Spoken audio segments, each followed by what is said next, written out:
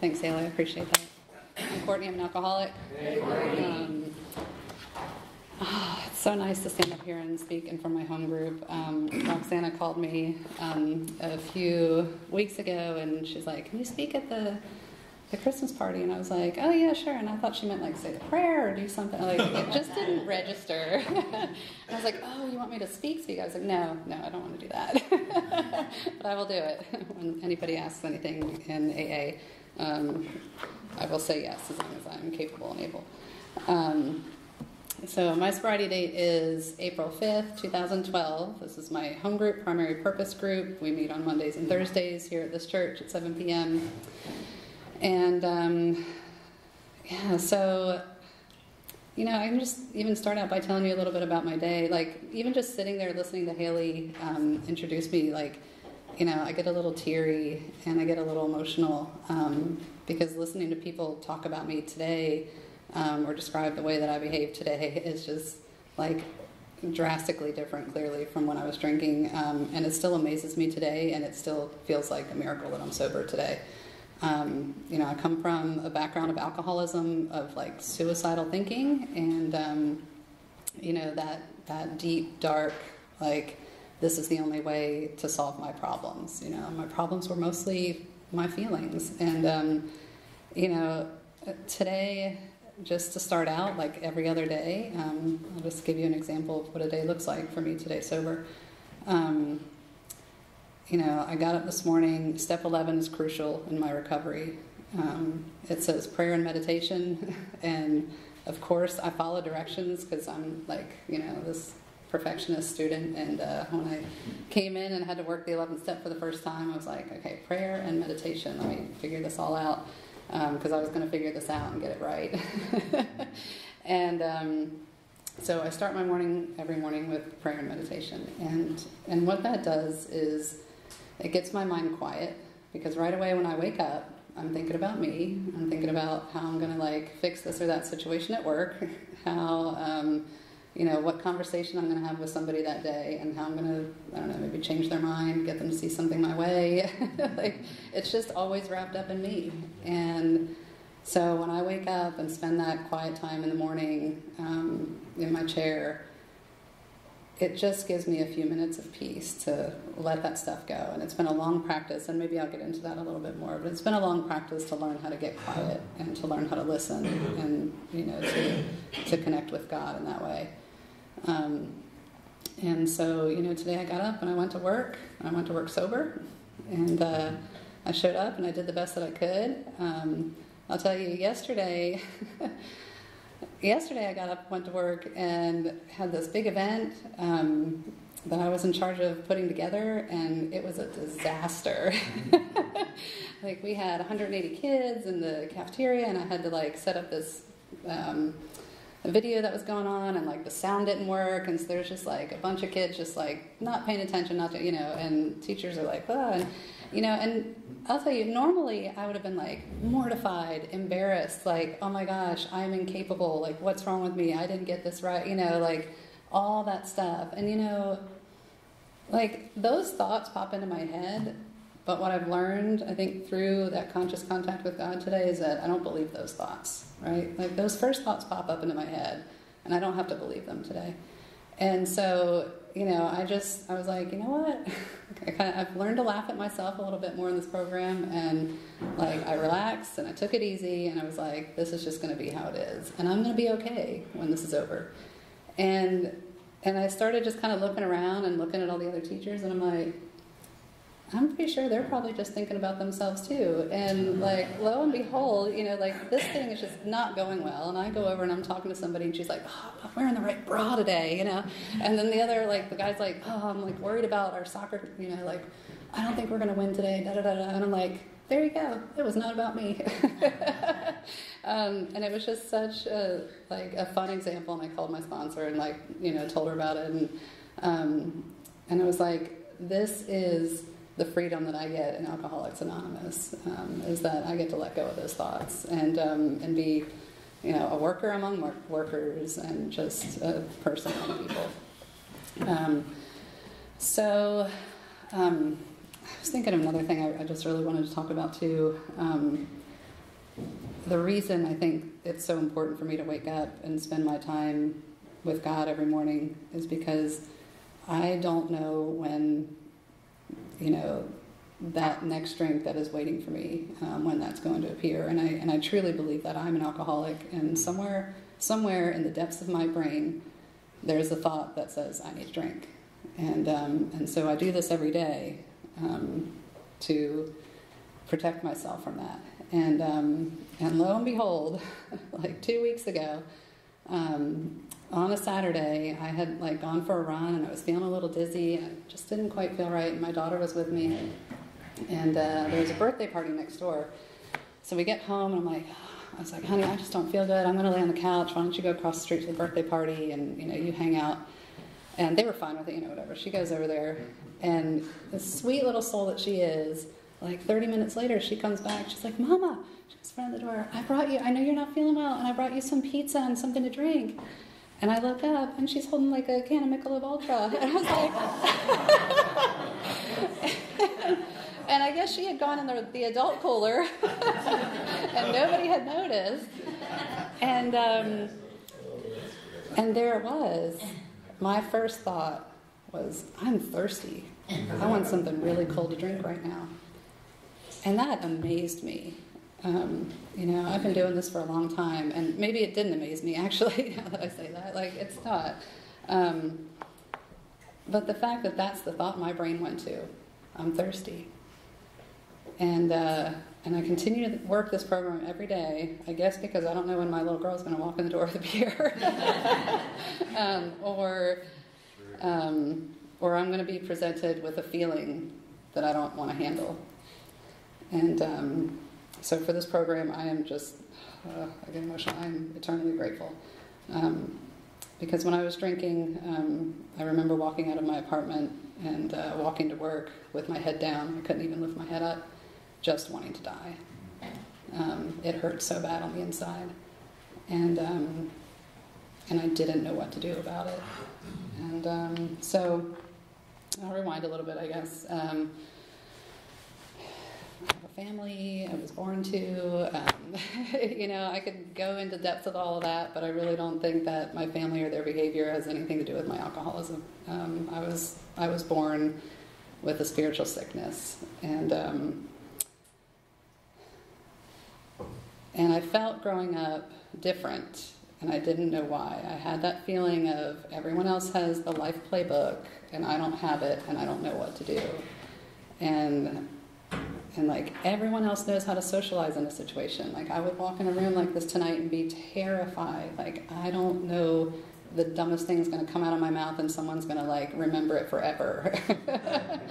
And that's all they're going to think about me, And this was how I lived my childhood.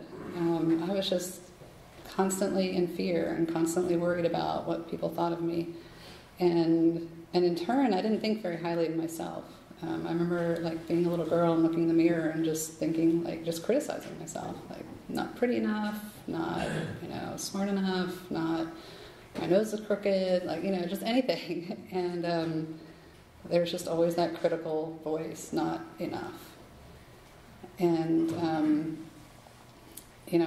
I don't know what it was, but I really didn't pick up alcohol. I didn't start drinking until, a little bit in high school, but it didn't relieve that, that fear and that voice was still there.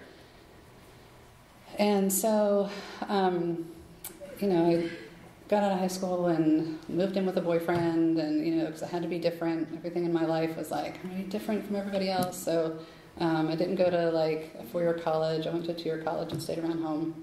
And that's when I really had my first drink, and I was around 21 by this time, after we had lived together a little bit. And I remember that feeling of just the voice was quiet. I was oh. And I thought I found the solution. I thought I found the solution to the noise in my head. That noise in my head was like a stadium back then. Today I feel like it's maybe a cappella, I don't know. But it quieted. And so I chased that first feeling, because it never quite felt the same after that.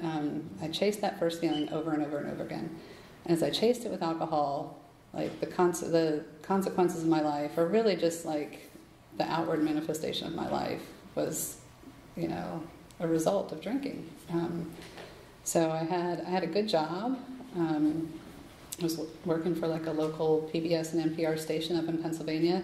I grew up in Hershey, Pennsylvania, so I was living in Harrisburg at this time. And I'd moved out and like got my own apartment and just thought I was like, and I got my apartment like on the bar row, you know, because I was like, I know I'm going to drink and I don't want to like drink and drive. So the smart thing to do is just get an apartment right where the bars are. And that was like my best thinking. That was my solution of, you know, how I'm going to live a great life without this chatter in my head. And I forget where I was going or where I was headed with that. I don't remember. But so, yeah, living in Harrisburg, you know, working at this job. And I remember working and, like, I just couldn't get out of bed because I'd be drinking till, you know, 2 a.m. And then I met the friends who knew the after place that was open till 6 a.m. So then, you know, drink it till like 4 or 5 in the morning and trying to get up and go to work at 9. And it is not manageable. And it is showing, and like everyone around me can see it, and I'm just like, let me brush my hair, put on some perfume, brush my teeth, like, you know, look good, and nobody will know. And there was one time where I remember saying to a therapist, because, you know, I had to go to a therapist to like semi-tell the truth of what was going on in my life so she could maybe help me. Could never give her the whole story. But one time I said to her, like, yeah, you know how it's just sometimes I have to call off sick for work because I just can't quite, you know, I've just had a little too much to drink. And she was like, wait a second, let's go back there and rewind. And I was like, no, let's keep going. And she had mentioned that I go to an AA meeting. And I was like, yeah, no, but, you know, I was probably like 23 or 25 at this time. I was like, yeah, no, I'm still like college type drinking, like it's fine, you know. Not realizing that like I'm not in college, like I have a full-time job, like my friends are starting to like get in serious relationships, like getting married-ish, you know, that kind of thing. And, you know, and I'm barely holding on. And, you know, and I guess inside what it looks like at this point is,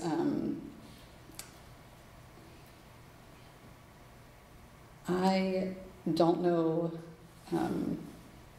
how to have a relationship with a human being, you know? And, like, I have friendships, but it doesn't feel like a friendship. Like, there's just a disconnect, you know? Like, I have coworkers, but, like, I can't be myself in front of anybody, you know? And I can't have a relationship with them because I can't be myself because I'm hiding this drinking to hide my feelings, and it's just this cycle, you know?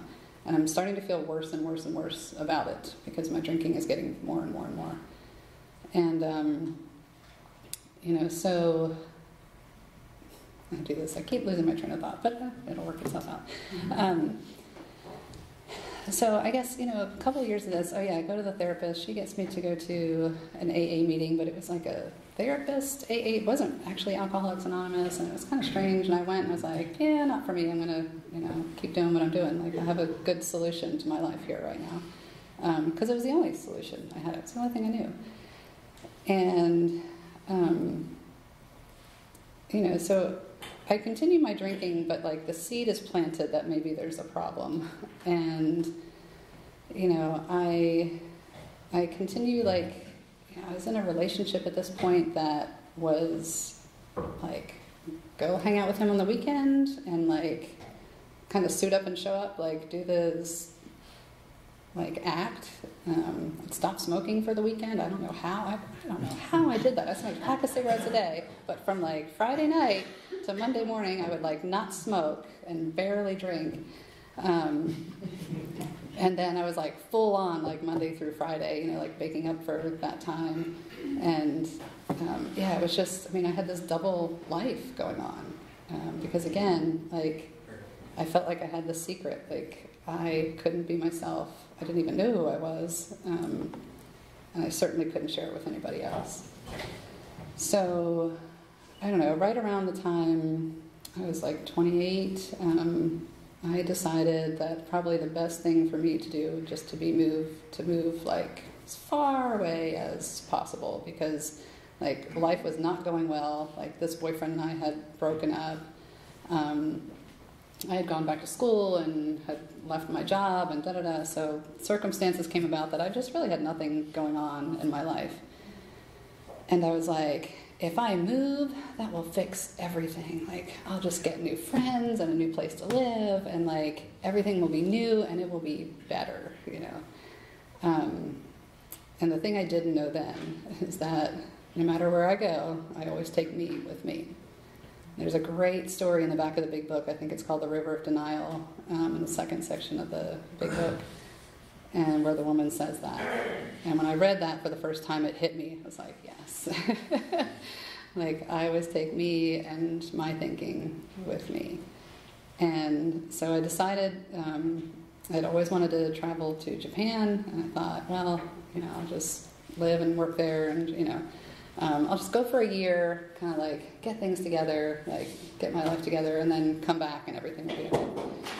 So I get this job that I get to teaching, you know, I go and interview for, I get this job, they send me to Tokyo, and, you know, I had about 3 months' time before I went to prepare, you know, moving to a foreign country. I did the bare minimum. Like, I did the passport and like the medical stuff that they needed you to do. I did not learn the language. I did not like get out a map. I did like nothing. And so that's me right at this point in my life. Like, I'll just show up and everything will be fine. Like it'll just work itself out. Like, basically, like, I'll drink and I'll feel okay no matter what's going on. And so I pick up and I move to Tokyo, and I get there, and I remember right before I left, like the week before, my best friend was like, here, maybe you should take this Lonely Planet guide with you so that you know where you're going when you get there. And I was like, okay, not a bad idea. So, you know, I at least had like a guidebook, and I got out there, and I realized like I found a whole bunch of me. And there were a whole bunch of like expats out there who were doing the same exact thing I was doing. You know, like, go teach abroad and like drink and party and do whatever you want, because I did not have to hide from anyone any longer. And it was like this miracle at that time in my life that suddenly, like, I had no family to like show up to holiday events for. Like, I didn't even have to get it together for Christmas. I had no, like, just absolutely no obligations. My boss and I drank together. You know, we'd stay out all night and, you know, like laugh about being hungover and teaching kids the next day. I mean, it was just like, it's what we did. And I look back now, and it was such a blessing, because I think it sped up my alcoholism. And, you know, I went from, I mean, I was a daily drinker. I could not count on one hand the days that I didn't drink from probably the time I was 21 until I got sober.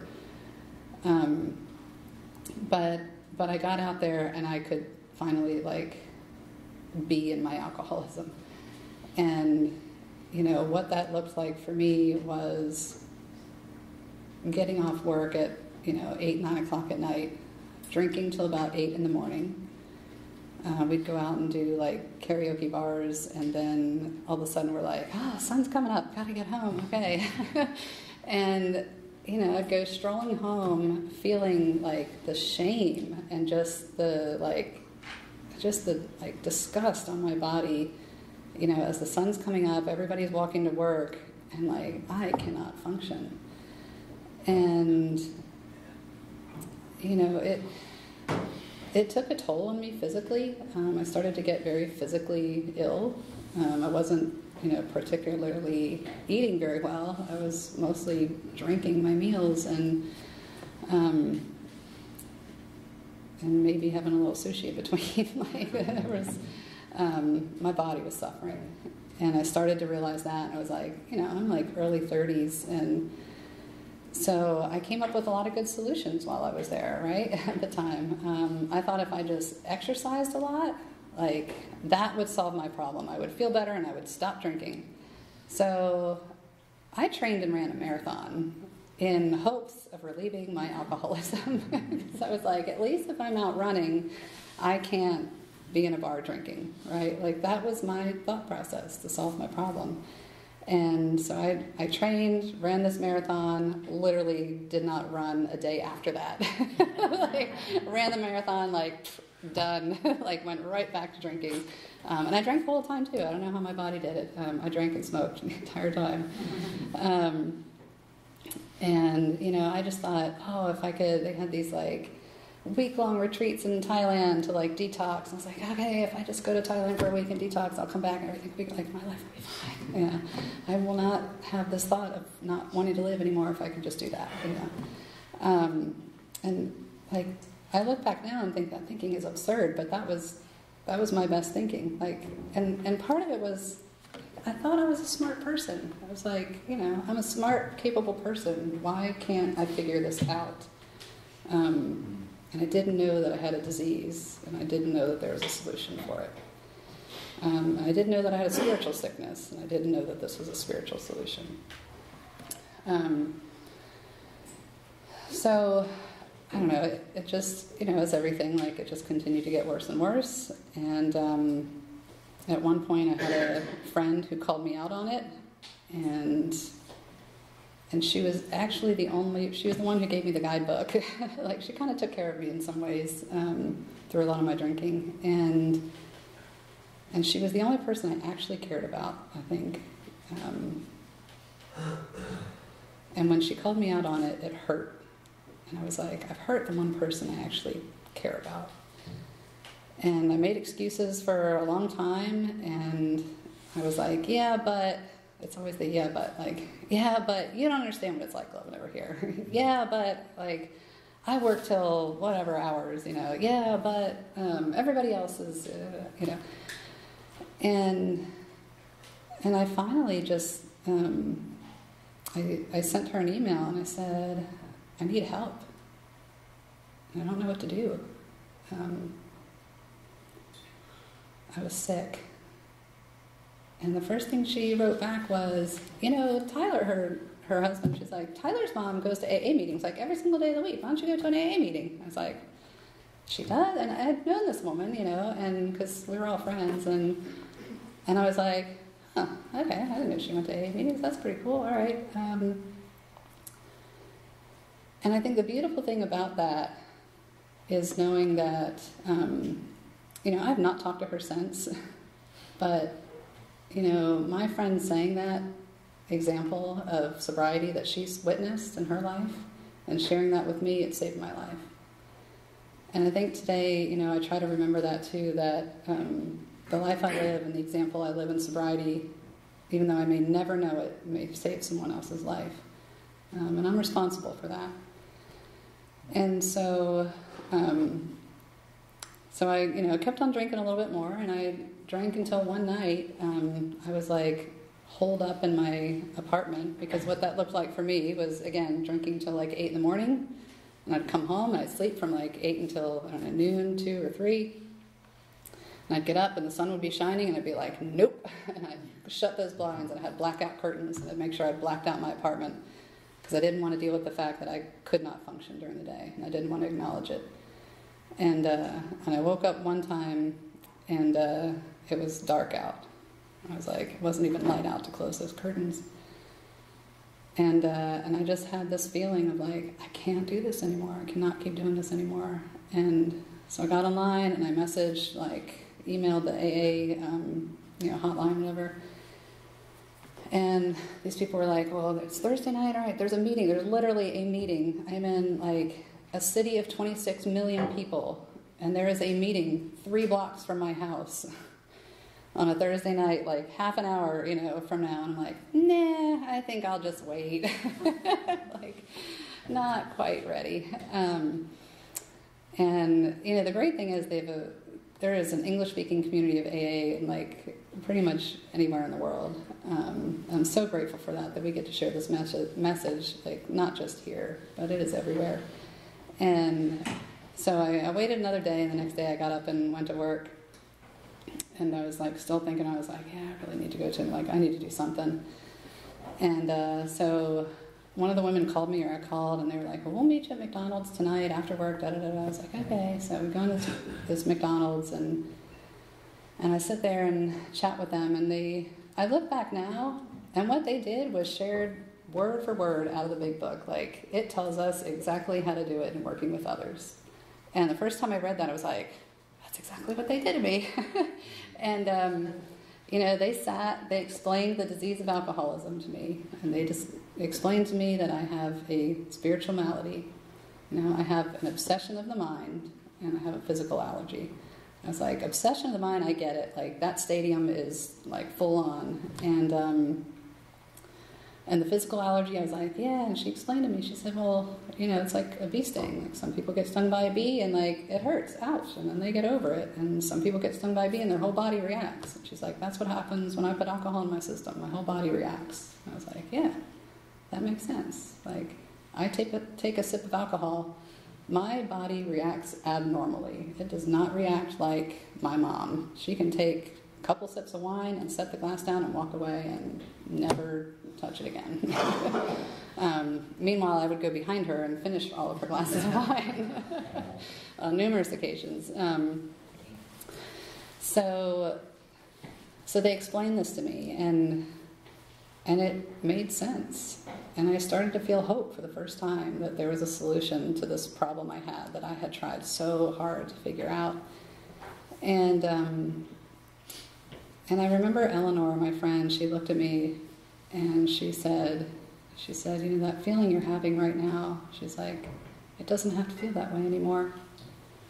And I believed her, because I knew what she shared with me, the experience that she had drinking and the stories that she had shared while we were sitting there were the exact same stories I had.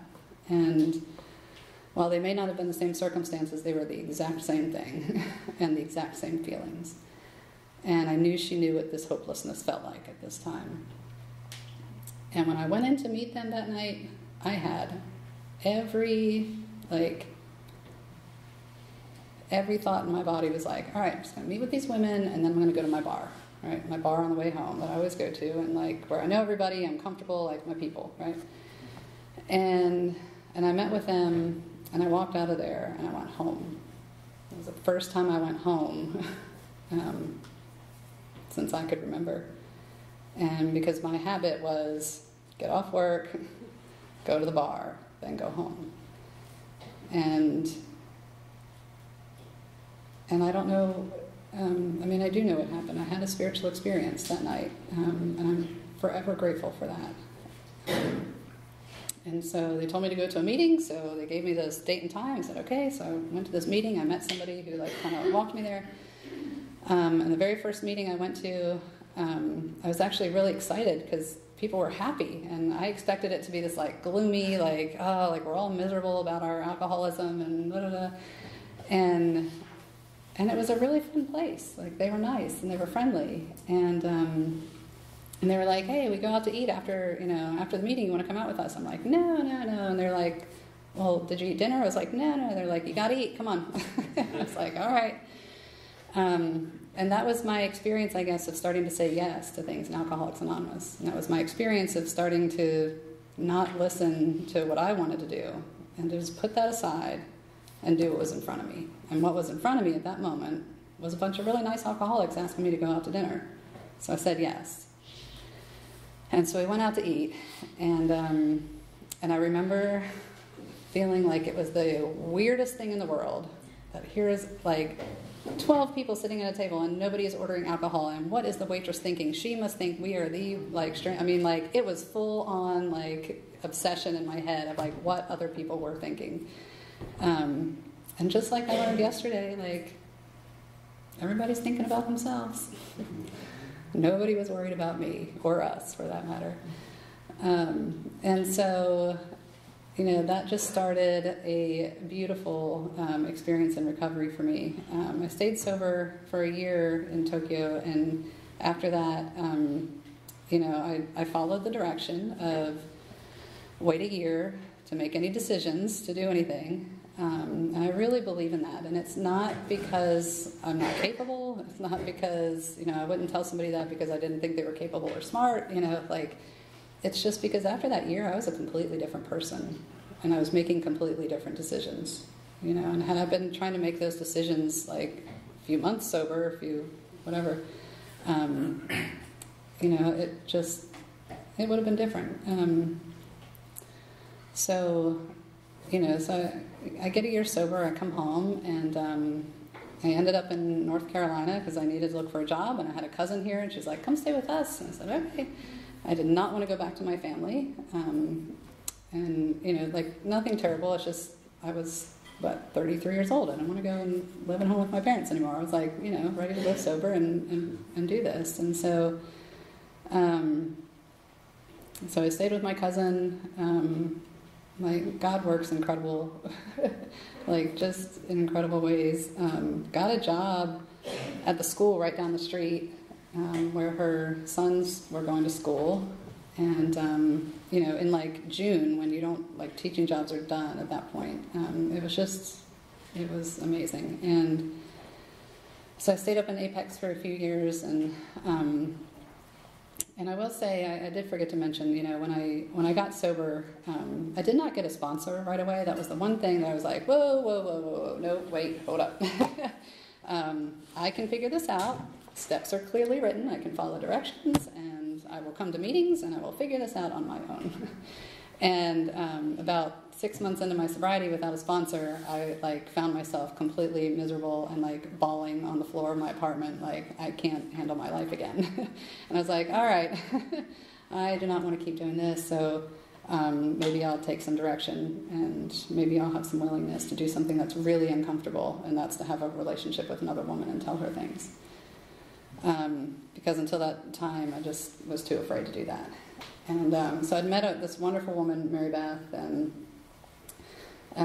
she sponsored me, and she sponsored me when I moved back here, probably for the first few months or so. And I'll tell you, moving in sobriety,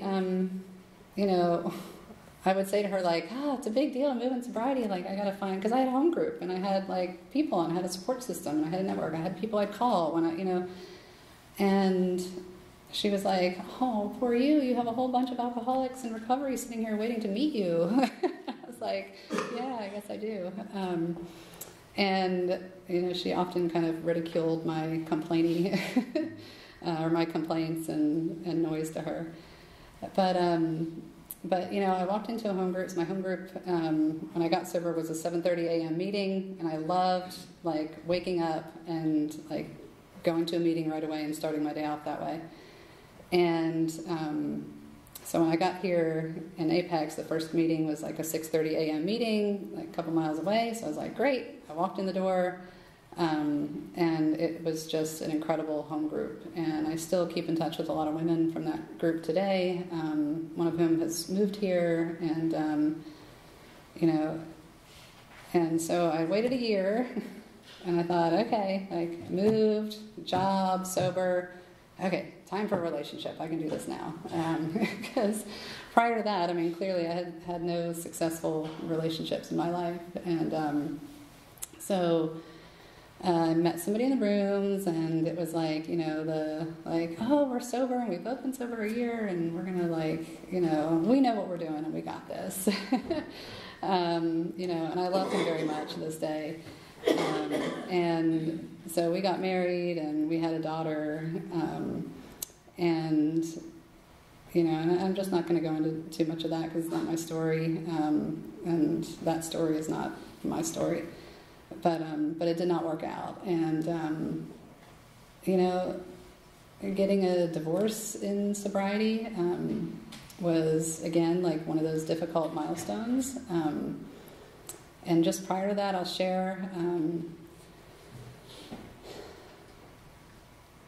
So it got incredibly painful in my marriage to the point where I felt like I was going crazy all over again.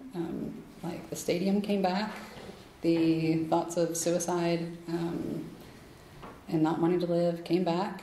And I was 5 years sober, and I was going, what is like?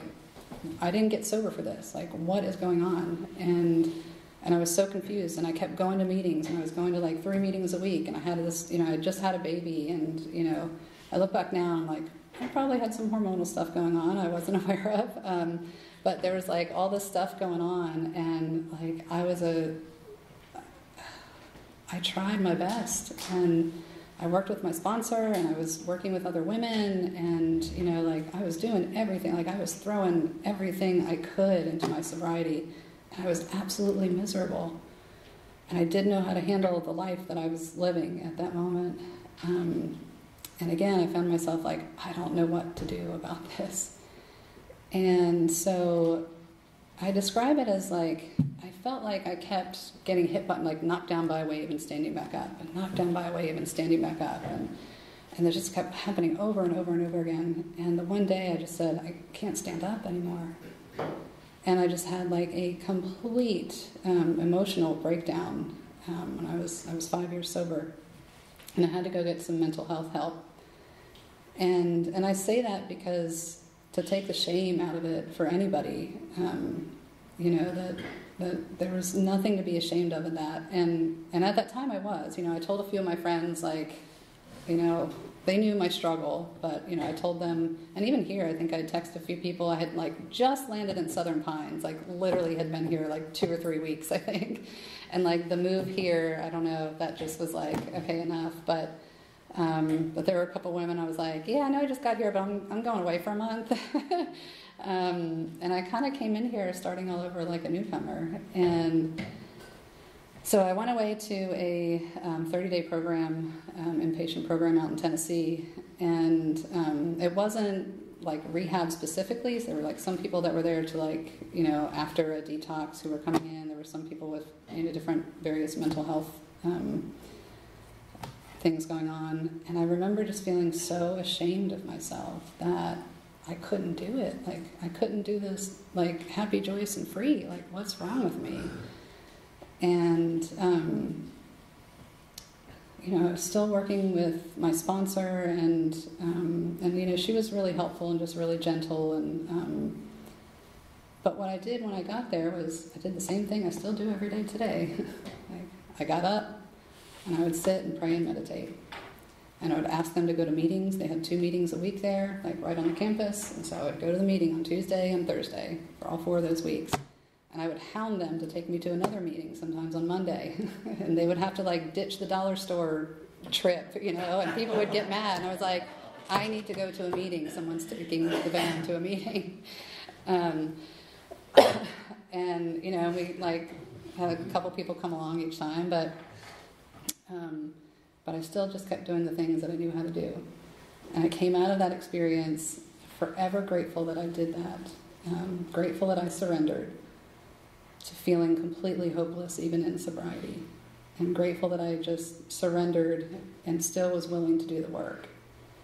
And I remember coming back, and I was like, all right, like life changed, you know. I separated, and I went from like being a stay-at-home mom to having to get a job and like, you know, put my daughter in a daycare and like all the things I did not want to do. Like, God, this was not my plan. My plan was to have a family, and my plan was to like stay at home and raise my daughter.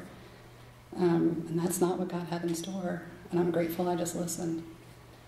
And so I remember like calling Stacy. I barely knew her, and I was like, "Well, yeah, I'm in this like 300 square foot apartment in Pinehurst. I'm like, will you come help me put a bed together, please? Like, I just need someone." And she was so friendly and nice, and so she came over and just listened, and we shared our stories. And I was like, that's what the gift of this program is, you know. Like, I had walked away from everything I thought I wanted, and here I was in this like tiny little, you know, apartment. And I should have felt devastated, but what I felt was really grateful that I was sober and I had somebody to share that sobriety with. And, you know, and we just had a really good time. And I remember thinking, like, this is the freedom, you know. It's not all the stuff that I wanted. It's not all the things that I thought would make my life complete. Like, that's like, it kind of just clicked, like, that's not going to make me happy, joyous, and free. Like, the car is not going to make me happy, joyous, and free, and the job is not going to make me happy, joyous, and free. And the house that, I thought was like my dream house, that, like first house I bought, moved into down here, was not going to make me happy, joyous, and free. And I really had to dig deeper and deeper into my relationship with God, so that I could listen. Because I finally was like, okay, maybe I can hear now. And so,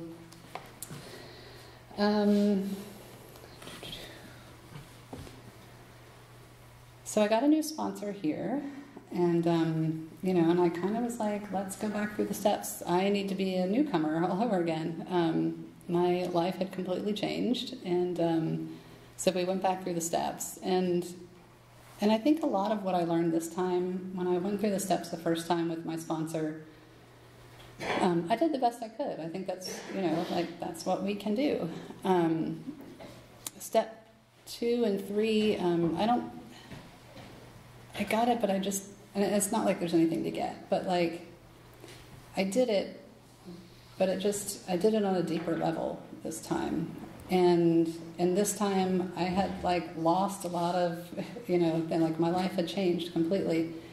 And I knew that I had to turn my will and my life over to God. I knew that like all my best efforts, while like some were helpful, not all of them were helpful. And I didn't need to follow them all out and carry them all out until the end, like holding on and white knuckling. And,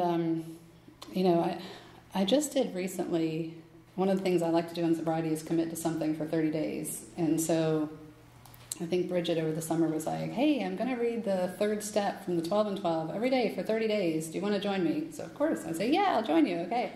And we kind of shared our experience with it throughout. And, and invite other women to, read the 12 and 12, and we just share experiences. And so it was really cool because I started reading the 3rd step. Now it's like 10, 12 pages, something like that. So it would take me like 15 minutes every day. I was like, I'm going to make this commitment to my sobriety.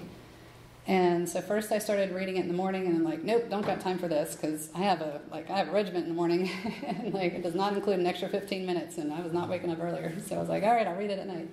So I start reading it at night, and then I forgot after like 2 weeks. And I was like, okay, I'm going to restart this 30 days because I'm going to, that's one thing I could not do in my active alcoholism, was I could not commit to something and follow through. So for me, this is a practice, even today, to commit to something and follow through. So it's like, all right, 2 weeks in, start all over. Okay, I'm going to do it this time. So I read the whole, 3rd step again every night. Got 2 more weeks in and missed a night. I was like, okay. And there was that part in my brain that was like, well, I've been doing it for 30 days. Like, that's good enough. Right? Like, good enough. And I was like, nope, I didn't do it for 30 days. And that's what I committed to. And I'm certainly not going to be able to look at Bridget and be like, yeah, I did it for 30 days and not feel bad. Like that stuff eats away at me today. I can't. So I was like, all right, I'll try again. I was like, this time I'm going to do it. So about 2 weeks in, the 3rd time I'm trying this, I just had this huge spiritual awakening, and I can't even describe it. I can't put it into words, but I just had this huge shift in my perspective in spirituality. And I was like, had I done that perfectly the first time, I would have missed this. And so I continued, and I finished out that 30 days of reading the 3rd step. And I'm like, man, that's the happy, joyous, and free I get in sobriety. It's doing that hard stuff. And it's following through on those commitments. When I worked the 4th step the first time with my sponsor, I'll never forget this. That was another huge shift, change in my sobriety. We're sitting there, and, I'm going through the whole list of, how everyone has done me wrong. And, and this guy I work with, he's just, the worst. And every time, we're at a gathering, because we're always at parties, right? Every time we're at a party, I can just see him. He's just judging everybody. And she's like, well, how would you know he's judging everybody if you're not judging him? It's like, oh, she got me. I'll never forget that moment of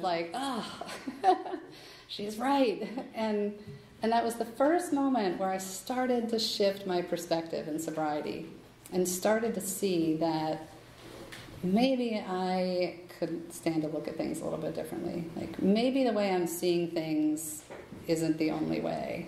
And it opened that door for me to understand. And so I guess I can go through what my amends are nothing spectacular in sobriety. Like, I've made amends to my mom. I made amends with my dad. I will tell you the story.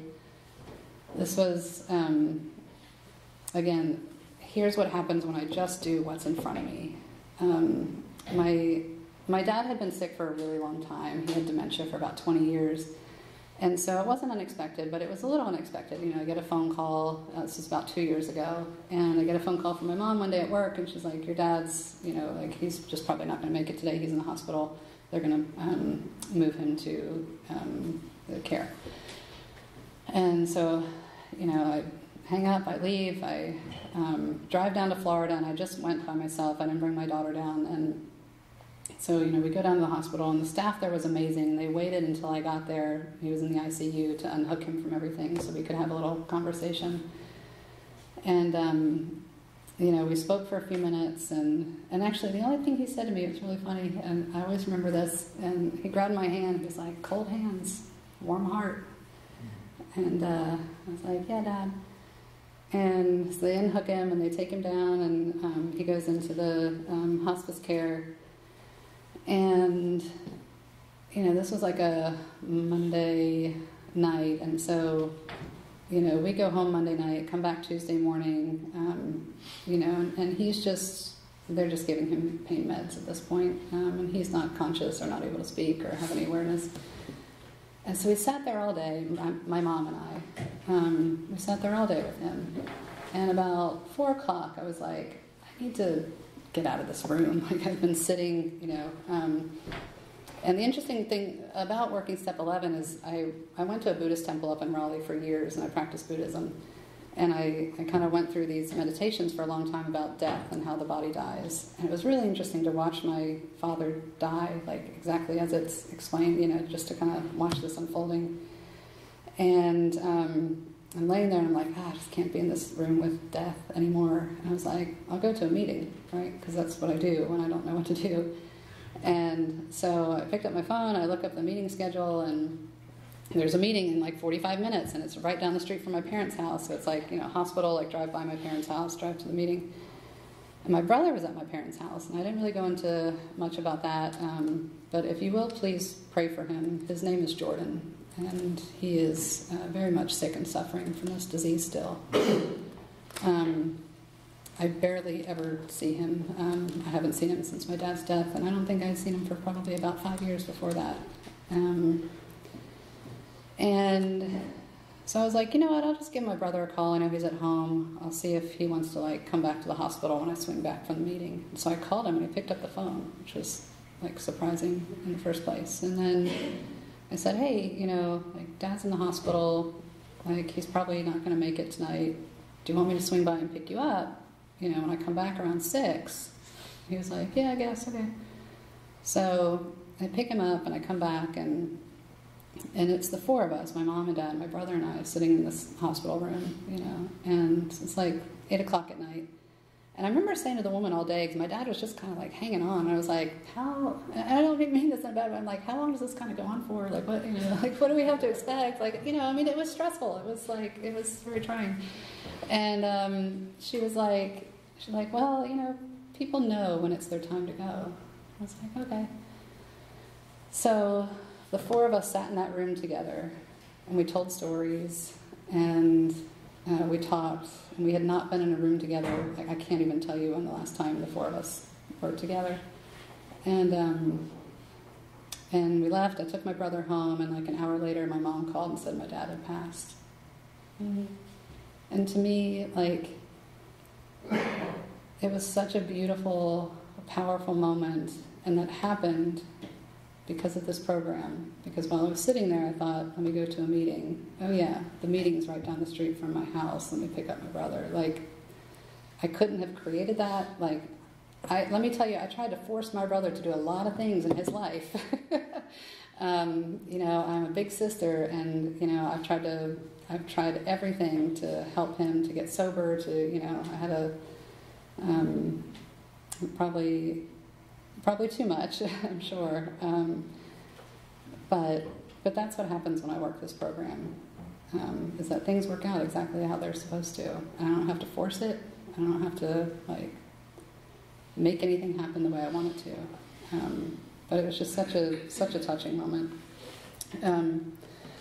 So I guess I'll close with this. It was interesting as I was, you all know I usually sit and write during meetings if you ever see me here. And every time somebody's sharing in a meeting, I always sit and write the things that I identify with. And I sit and write the things I identify with because no matter how long I've been sober, like, I don't want to sit here and think that wasn't me. I don't want to sit here and be like spaced out and just not be present with the fact that I'm an alcoholic and where I come from.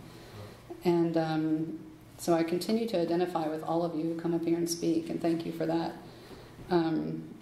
You know, and I was reading through some of the things that I've identified with over the last few years, and one of them led me to write something. And it led me to just write the stuff that said, you know, because I'm sober today, and what are all the things that I can do now? And so, because I'm sober today, I don't get involved in gossip at work, and therefore I feel better about myself.